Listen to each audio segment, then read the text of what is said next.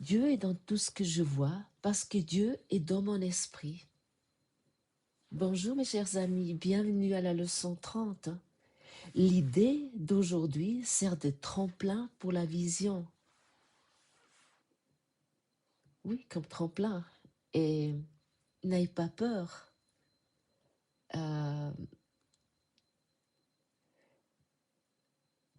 Cette leçon ne cherche pas à être comprise intellectuellement. Elle cherche à orienter l'esprit. Elle introduit une intention nouvelle. Et cette leçon ne nous demande pas non plus de croire que Dieu se cache dans les objets, les personnes ou les situations que nous voyons. Non. Elle nous demande pas non plus d'embellir le monde ou de le spiritualiser. Ça, c'est aussi une tentation pour l'élève de ce cours. Elle nous demande quelque chose beaucoup plus simple, mais peut-être plus radical, plus inhabituel. Et pour cette raison, il y a peut-être cette phrase avec le tremplin. Et elle nous demande de changer la source, ce que nous voyons. Et dans cette leçon, dans ce cours, Jésus fait une distinction essentielle entre voir et la vision. Parce que ce que nous appelons habituellement voir, qu'est-ce que c'est? Qu'est-ce que ça signifie? Et là, j'utilise déjà le mot signifie. La signification. Nous avons beaucoup pratiqué cela dans les derniers 30 jours. Nous avons parlé beaucoup de la signification. Mais ce que nous appelons habituellement voir est une interprétation. Nous interprétons sans cesse les choses. Nous regardons le monde à travers nos lunettes avec un système de pensée déjà établi, que nous sortons des choses du passé, ce que nous avons appris, et ainsi de suite. Nous faisons ça sans cesse, sans même nous rendre compte. Et ainsi, nous ne voyons jamais les choses telles qu'elles sont, mais telles que nous leur donnons une signification. Et c'est là, hélas, la leçon devient dérangeante.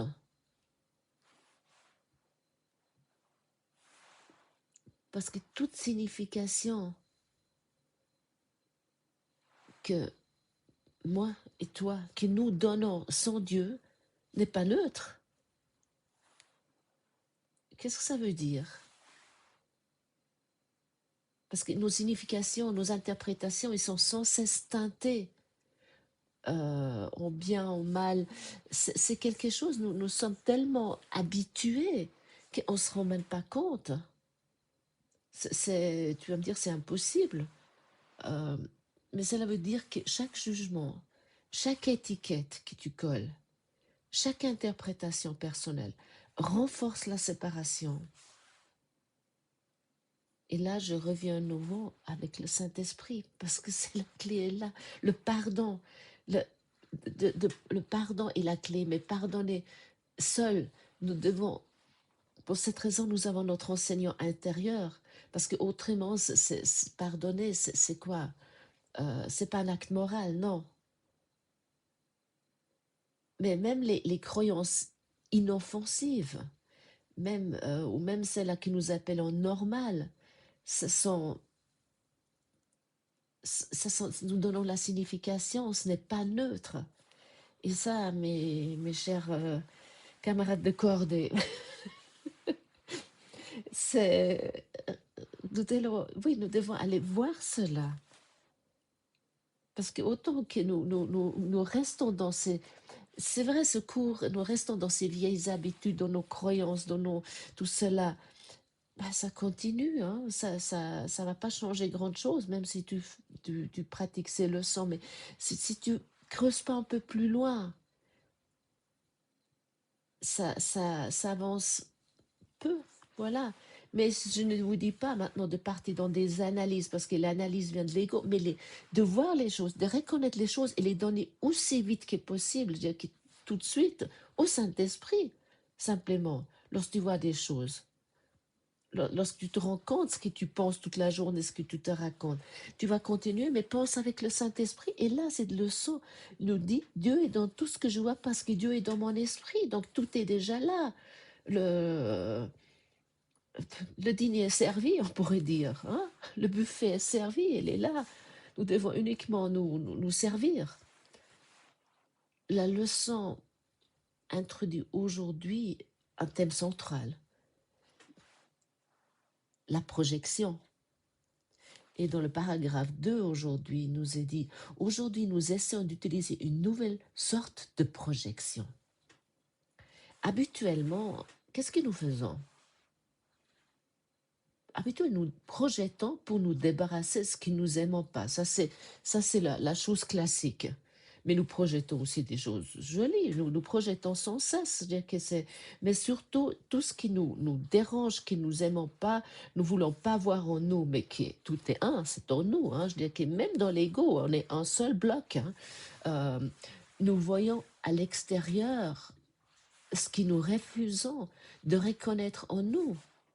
Alors, la belle-fille qui dérange ou le partenaire de vie qui dérange, tout ce qui nous dérange lorsque euh, tous les jugements que nous mettons par exemple sur la belle-fille ou sur la mère ou sur la fille, c'est en nous et parce que nous voulons, c'est insupportable, nous voulons nous débarrasser, donc nous le projetons dehors.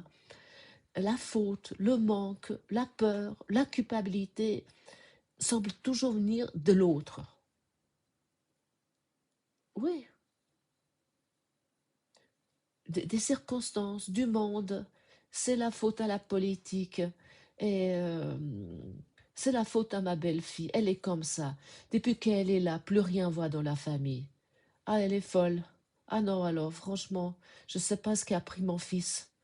Ah non, c'est insupportable. Et ainsi de suite. Mais parce que c'est en nous. Mais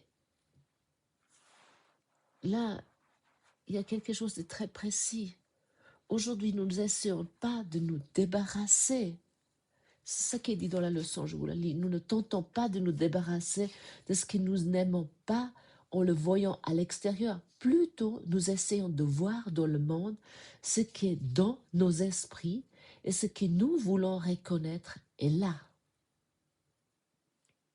Ainsi, nous essayons de nous joindre à ce que nous voyons plutôt que de le garder à part de nous. Écoute bien cette phrase. Ainsi, nous essayons de nous joindre à ce que nous voyons plutôt que de le garder à part de nous. Celle-là est la différence fondamentale entre la vision et ta façon de voir. Spectaculaire ce paragraphe 2, non? D'ailleurs, je vous invite, comme chaque fois, enfin pas chaque fois, mais je vous invite à lire ces leçons avant de les pratiquer. Mais ça, c'est vraiment un retournement complet, non? C'est splendide. Nous découvrons ce que nous voyons n'est pas le monde, mais le contenu de notre esprit projeté. Et là, il y a un nouveau... je t'ai insisté sur ça parce que... D'ailleurs, je vous ai déjà partagé moult fois. Je insiste toujours sur ce qui me concerne également. Toutes ces leçons, c'est pour moi et pour vous parce que nous sommes un. Et si vous écoutez, vous avez probablement plus ou moins... on est toujours avec les personnes qui sont là, qui sont notre salle de classe et qui sont notre miroir, qui nous parlent des choses que nous n'aimons pas entendre parce qu'ils sont nous. Et pour cette raison, vous m'écoutez probablement. Parce que ce que je vous parle de moi, ce que je vous partage de moi, ça vous concerne. Et si ça ne vous concerne pas, vous allez peut-être continuer votre chemin ou vous allez vous adresser à un autre podcast simplement. Il y en a d'autres. Euh, Chacun trouve ce qui lui parle le plus parce que c'est parce que c'est notre terrain d'apprentissage. Alors, maintenant, je reviens à nouveau à ce que je voulais dire. Comme d'habitude, j'ai tellement le talent de faire des détours, peut-être pour vous épargner ce que je vais dire maintenant, parce que c'est inconfortable. Nous essayons, sans le savoir, de jouer à être Dieu. Oui, c'est pas agréable. Tu vas me dire, mais non, c'est pas vrai. Je me suis dit ça longtemps aussi. J'allais même si loin. J'ai un ex-copain qui, qui disait régulièrement, appelle-moi Dieu. Je me suis dit, mais quel idiot.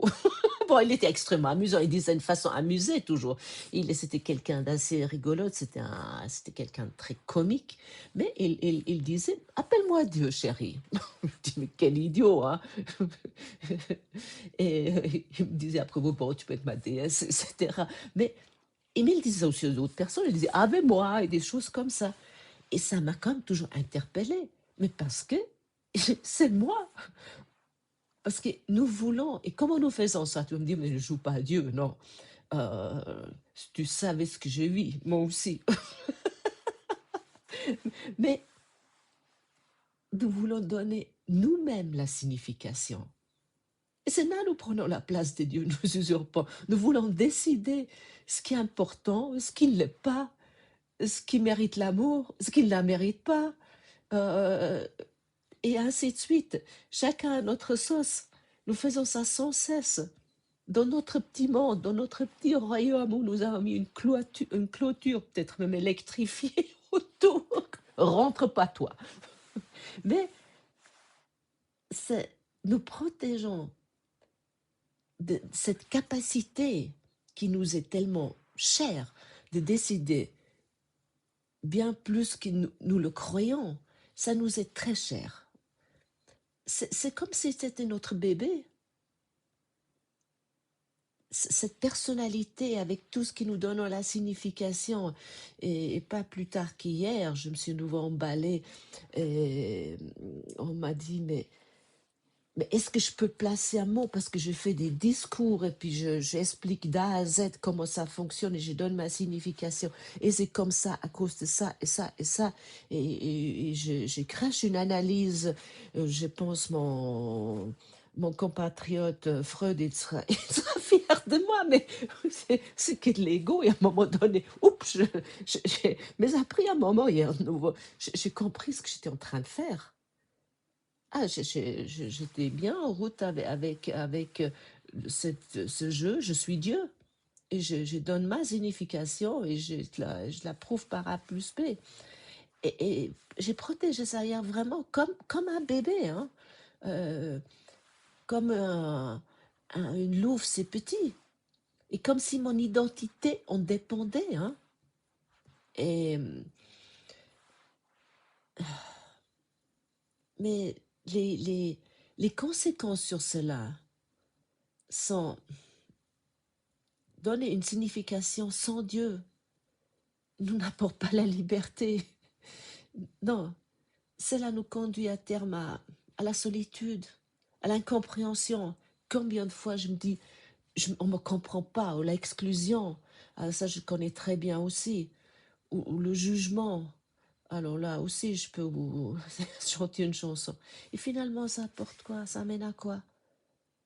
La mort, au sens spirituel du terme.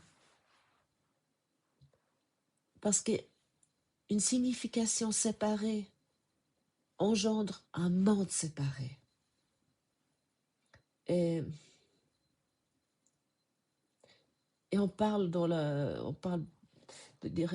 religion chrétienne, on parle beaucoup de la Trinité, le Fils, le Saint-Esprit et le Père. Mais la Trinité de l'ego, c'est quoi? Il y a la Trinité de l'ego, la Trinité impie. C'est moi, toi et l'espace entre nous. C'est ce monde fragmenté où chacun est enfermé dans son point de vue. Et c'est une souffrance, non? Il nous essaie de nous raconter sans cesse que nous sommes convaincus de voir clair.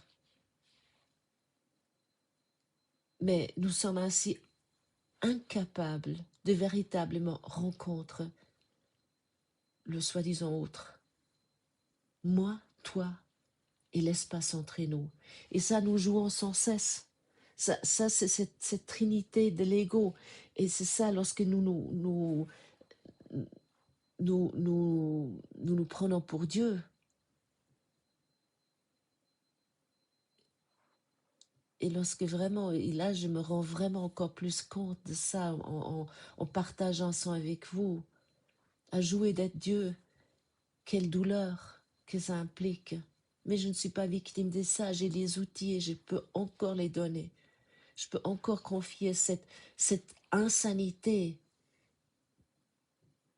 qui m'habite au Saint-Esprit, moi, toi et l'espace entre nous. Mais quelle souffrance, que nous nous rendons même plus compte, que nous mettons tellement de crème chantilly par-dessus avec peu importe avec quoi, avec des vacances, avec des petits plaisirs par-ci, par-ça, avec des achats, avec des moments qui se passent quand même plus ou moins bien. Mais c'est ça qu'il faut vraiment pardonner. Nous voulons vraiment pardonner ça. Et il y a aussi quelque chose de très subtil ici. Quand nous lisons ces leçons, nous avons souvent l'impression qu'elles parlent de quelqu'un d'autre, d'un esprit plus rigide, d'un ego plus évident, d'un autre stade du chemin. Et là, ça je connais aussi. Ah oui, alors lorsque et ça, je tombe encore là-dedans, hein.